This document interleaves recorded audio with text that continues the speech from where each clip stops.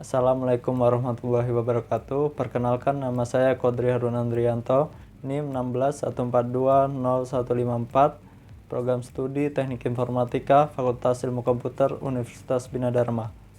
Yang saya hormati dosen pembimbing dan dosen penguji yang berkenan melihat video seminar hasil tentang penelitian yang telah saya laksanakan yang berjudul Analisis Kinerja Layanan Container as a Service atau CAS di lingkungan cloud computing.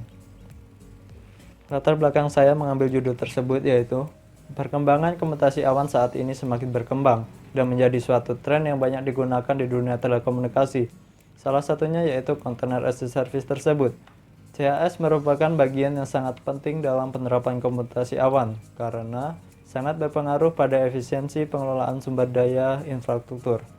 Dengan kontainer ini, sebuah program digabungkan beserta library, konfigurasi, dan seluruh hal yang dibutuhkan sehingga kontainer ini memiliki sumber daya yang jauh lebih kecil karena tidak perlu menyiapkan sistem operasi secara penuh. Dikarenakan kontainer as a service tergolong teknologi baru, sehingga masih memerlukan penelitian maupun pencobaan lebih lanjut. Salah satu aspek penelitian yang banyak dikaji adalah mengenai kinerja layanan kontainer as a service tersebut, serta aspek keamanan jaringan. Di antara berbagai serangan DOS, serangan flood TCP phishing adalah yang paling umum dan dikenal sebagai salah satu metode DOS yang paling kuat untuk mempengaruhi kinerja dari target. Perumusan masalah. Bagaimana kinerja layanan dari platform Container as a Service ketika terjadi serangan denial of service atau DOS? Tujuan penelitian. Yang pertama, mengetahui kinerja dari Container as a Service pada saat kondisi normal dan pada saat menjalankan banyak aplikasi. Tujuan penelitian yang kedua, mengetahui dampak serangan DOS inflood terhadap layanan Container as a Service. Tujuan penelitian yang ketiga, pencegahan penurunan kinerja dari Container as a Service ketika terjadi serangan denial of service.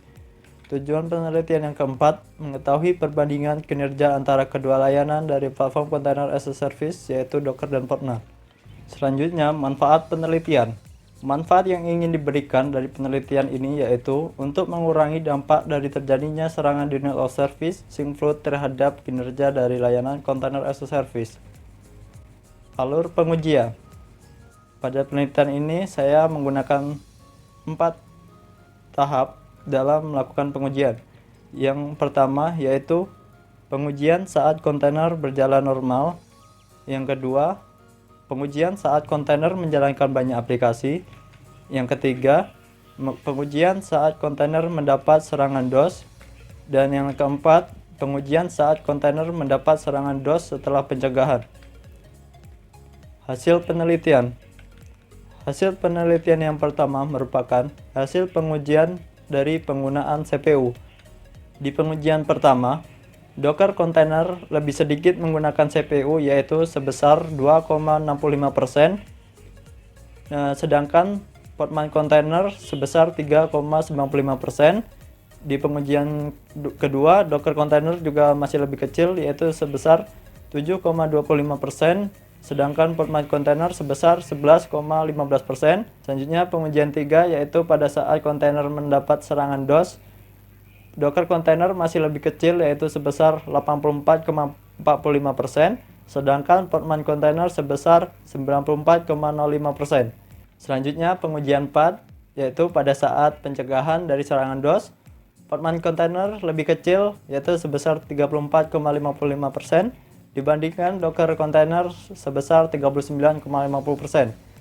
Hasil penelitian yang kedua yaitu hasil pengujian penggunaan RAM. Di pengujian 1, Docker Container lebih sedikit menggunakan RAM yaitu sebesar 574 MB, sedangkan Podman Container sebesar 623 MB. Di pengujian kedua, Podman Container lebih sedikit yaitu sebesar 903 MB, sedangkan Docker Container sebesar 922 MB. Pengujian 3, Podman Container lebih sedikit dibandingkan Docker Container yaitu sebesar 658 MB, sedangkan Docker Container sebesar 670 MB. Lanjut di pengujian keempat, Docker Container kembali lebih sedikit yaitu sebesar 581 MB, sedangkan Podman Container sebesar 697 MB.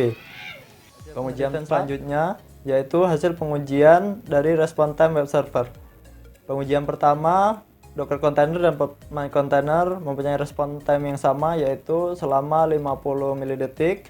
Pengujian kedua juga sama, yaitu 54 mili-detik. Di pengujian 3, yaitu pada saat terjadi serangan DOS, Podman container sedikit lebih lama, yaitu selama 300 mili-detik, sedangkan Docker container lebih cepat, yaitu 130 mili-detik. Di pengujian 4, setelah terjadi pencegahan, Podman container lebih cepat, yaitu selama 65 mili-detik, sedangkan Docker container selama 75 mili-detik. Baiklah, selanjutnya kesimpulan dari penelitian ini. Kesimpulan pertama, untuk kinerja layanan kontainer pada saat kontainer berjalan normal, yaitu dengan menjalankan satu aplikasi saja, kontainer tidak banyak memakan sumber daya untuk menjalankan aplikasi tersebut. Dan kontainer Docker lebih unggul dari kontainer Podman pada pengujian kali ini. Di kesimpulan yang kedua, yaitu pada saat kontainer menjalankan banyak aplikasi, yaitu sebanyak 6 aplikasi kontainer, juga masih belum terlalu memakan sumber daya yang besar. Dan pada saat menjalankan pengujian ini, kontainer Docker masih unggul dari kontainer Podman. Kesimpulan yang ketiga, saat kontainer mendapat serangan DOS, kinerja kedua layanan kontainer mengalami penurunan kinerja, dan sumber daya pada server mengalami peningkatan yang sangat banyak. Baiklah, selanjutnya kesimpulan keempat, setelah pencegahan untuk serangan kontainer diterapkan, layanan dari kontainer Podman lebih unggul dari kontainer Docker dari segi penggunaan sumber daya dan kinerja layanan. Baiklah, untuk saran di penelitian berikutnya, untuk hasil yang lebih maksimal disarankan untuk menggunakan layanan kontainer yang berada pada cloud secara langsung yang dapat disewa pada penyedia layanan. Baiklah, berikut video untuk seminar hasil dari saya. Saya akhiri, terima kasih. Wassalamualaikum warahmatullahi wabarakatuh.